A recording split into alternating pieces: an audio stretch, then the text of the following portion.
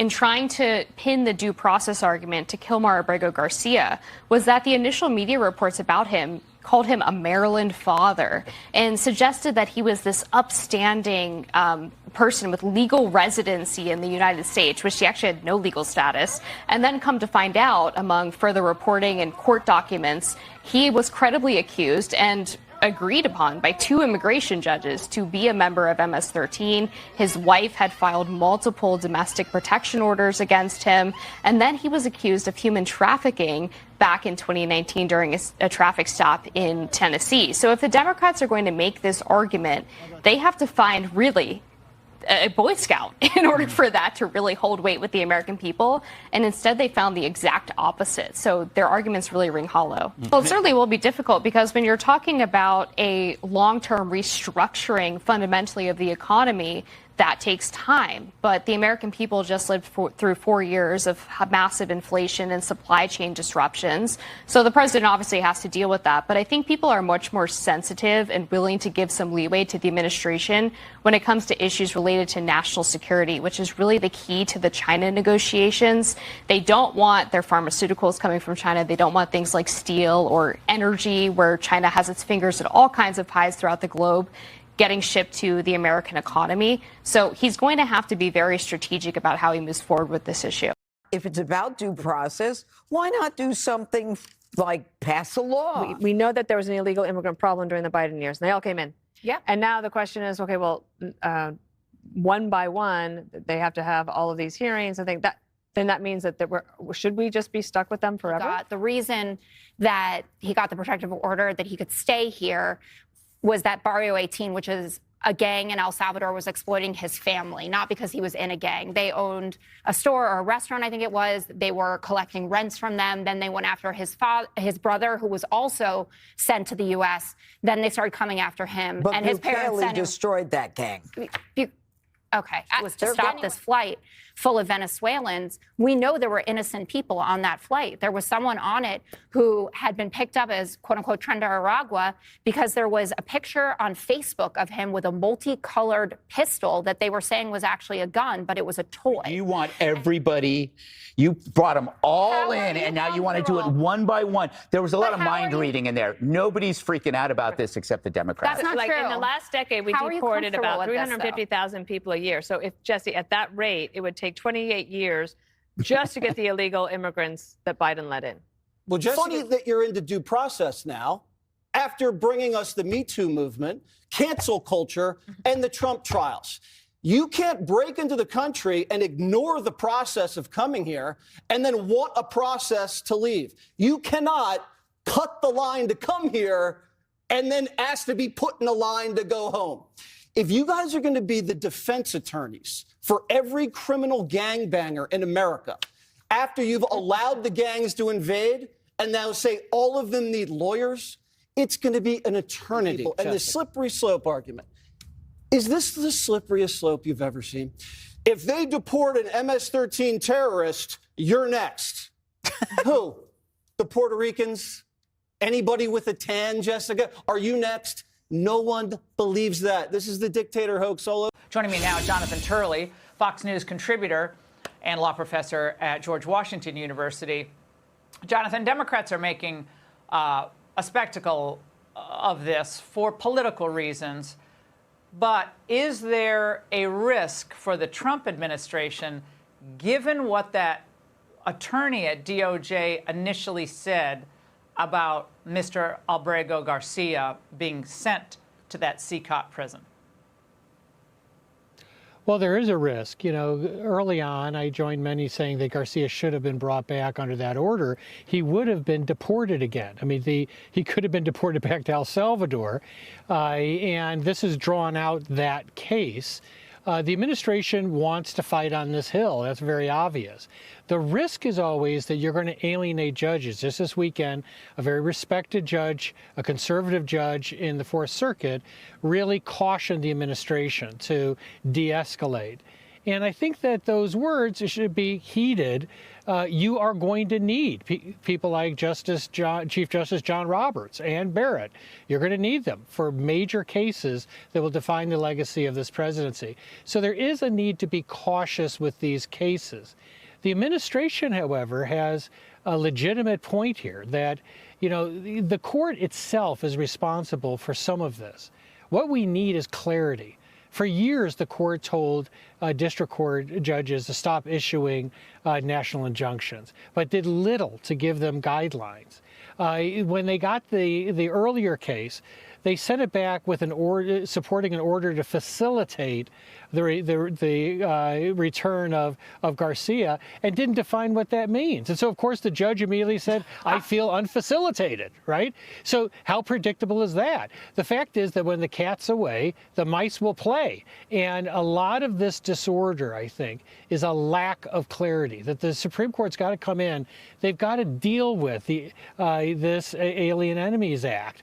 They've got to define what the president's authority is under that act.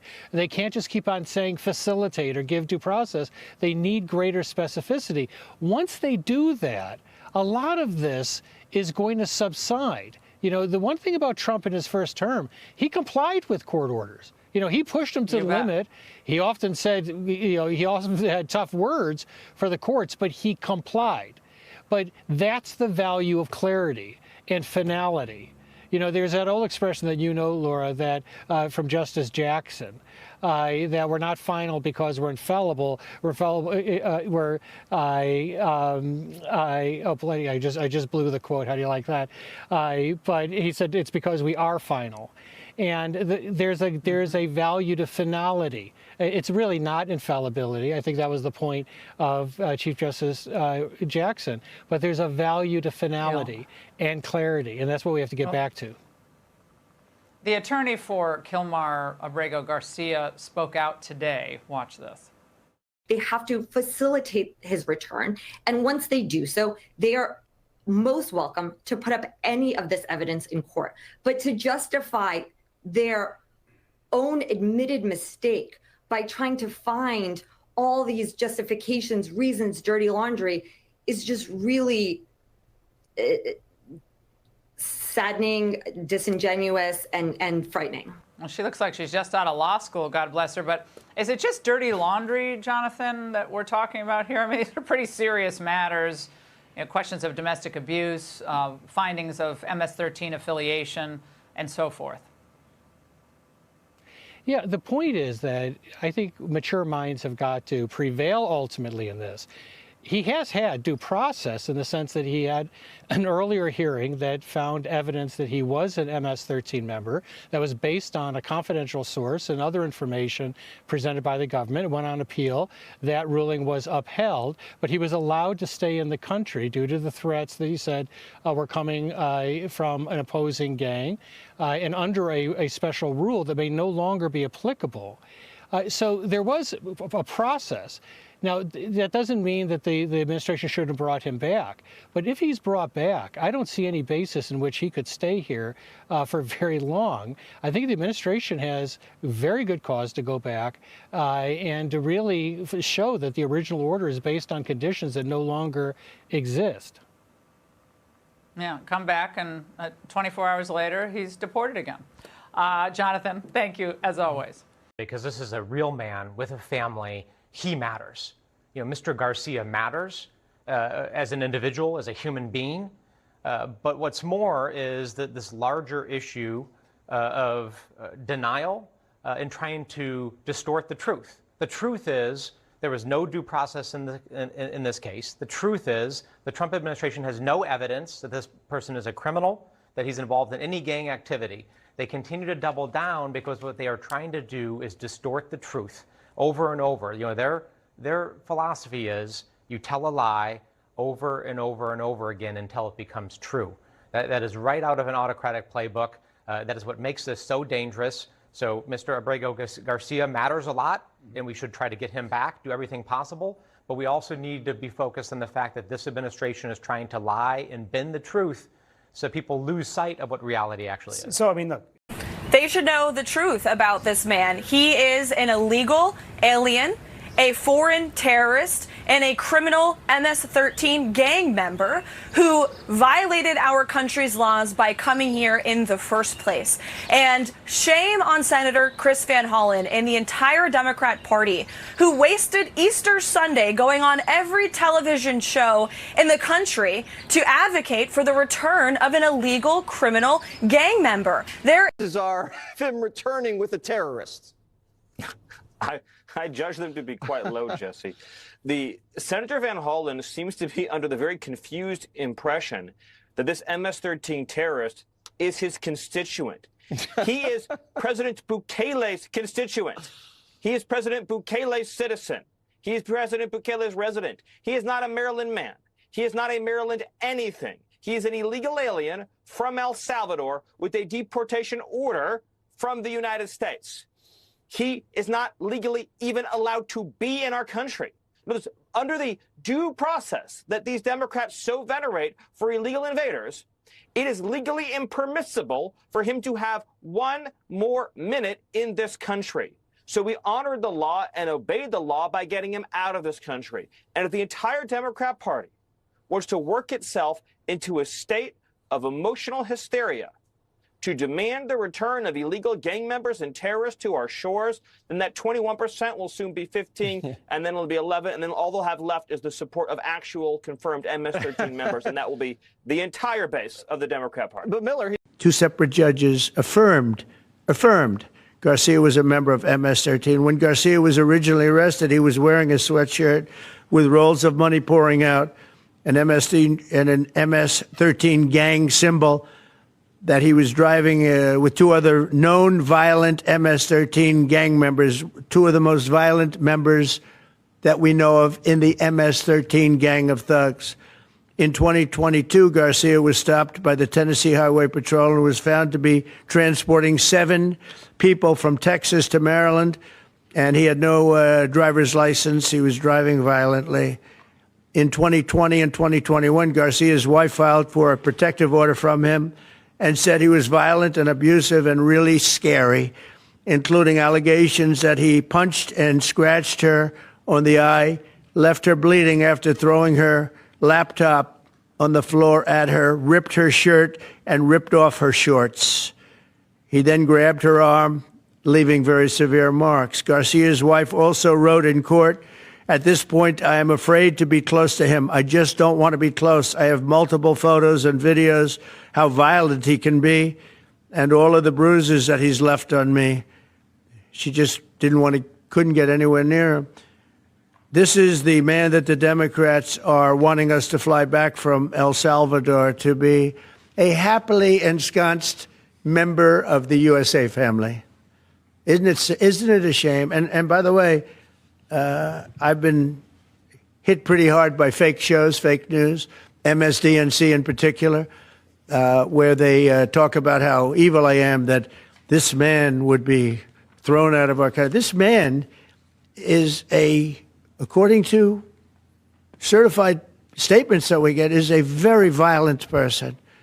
President Trump in the Oval Office today. Let's bring in Fox News chief political analyst Britt Hume. Britt, good evening. We've been focused on this El Salvadoran illegal immigrant who was deported, said to be a member of MS-13.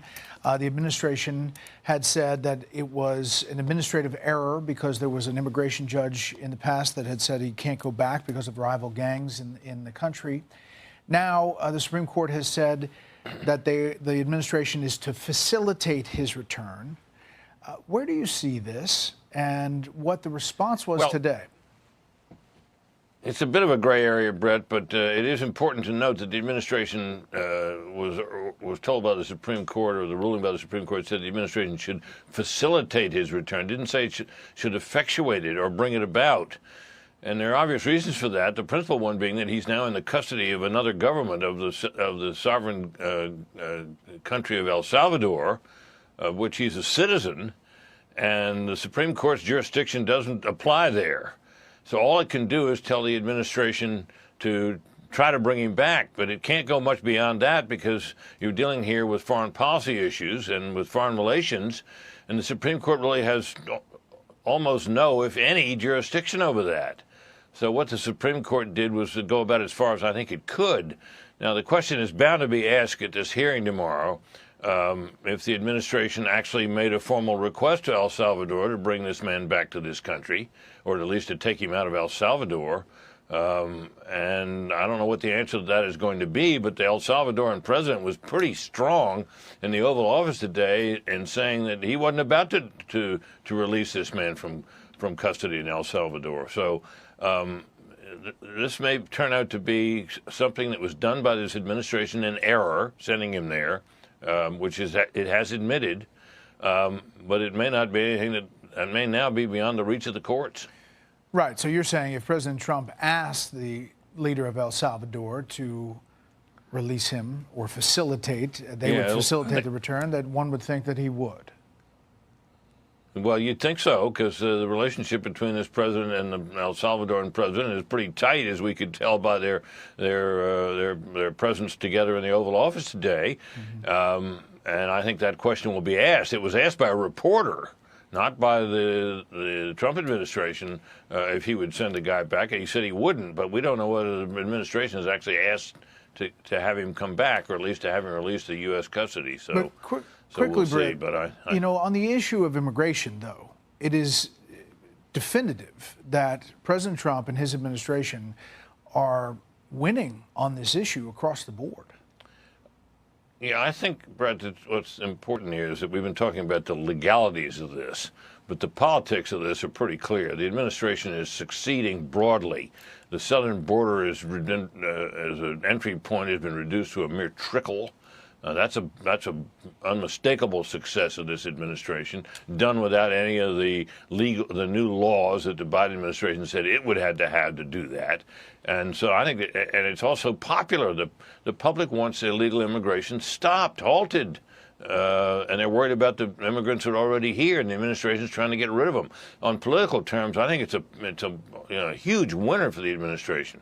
There may be some friction with the courts right at the moment, but politically speaking, he's got the high ground right now on this issue. Britt, as always, thank you.